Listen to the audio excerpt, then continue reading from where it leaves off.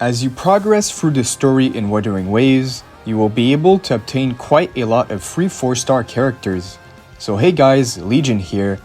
In this video, I will tell you all about these free characters that you will be able to obtain, and I'm also going to let you know exactly when you can obtain them, which I'm sure with all the information I will share you in this video, it will be easier for you to plan your early game progression team. Note that a lot of the 4-star characters in this game are actually really strong and can be the backbone of your team for quite a long time, especially in early game up to mid game, and even some 4-star characters are really good in end game. Before we get into it, feel free to subscribe and like the video, it will help a lot. Alright, the first free unit you will be able to obtain in Wuthering Waves is of course the main character, which is technically a 5-star resonator. You will be able to obtain them during the prologue as the main character called Rover. They're actually a pretty solid character, especially being a MC. They're actually really good compared to most other MCs of other gacha games that are basically useless at the start and remain useless forever.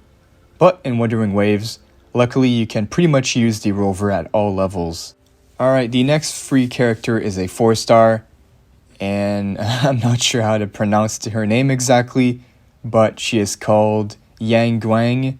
Correct me if I'm wrong, but Yang Guang is a sword wielder who will join your team in the first few minutes of the game. After that, the next free 4-star character is Chixia. Chixia is a pistol wielder who will join your team once you reach the first town, which I'd say is roughly 20 minutes into the game. Once you unlock the option to summon for characters, you will be able to obtain Baiji. Baiji is a rectifier wielder who will join your team after doing your first convene summon, which I'd say is roughly 35 to 45 minutes into the game, which is not very long. The next free 4-star you will be able to obtain after that is Yangmu.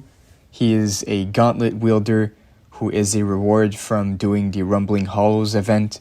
You will also need to clear Tower of Adversity, Experiment Zone to obtain him, which is not really far into the game, so don't worry about that. But then, the last free 4-star is going to be Senwa. Senwa is a sword wielder who is a reward from the Gift of Frowning Frost logging event, which is basically just a daily login event, and it's 7-day, not 7 consecutive days, so you don't have to worry about that if you miss a day. But you will be able to get her on the 5th day. And I already mentioned this event in my previous videos. I did mention every single beginner event that will be there at launch, so feel free to check that out.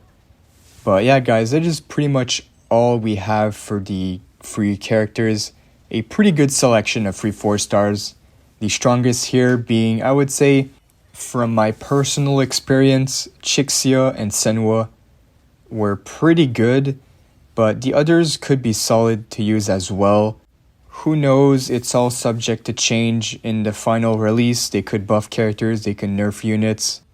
I am for sure gonna do a updated tier list once that happens. Subscribe to the channel to be kept updated. But now that is all for this video. Thanks for watching guys, and I'll see you in the next one.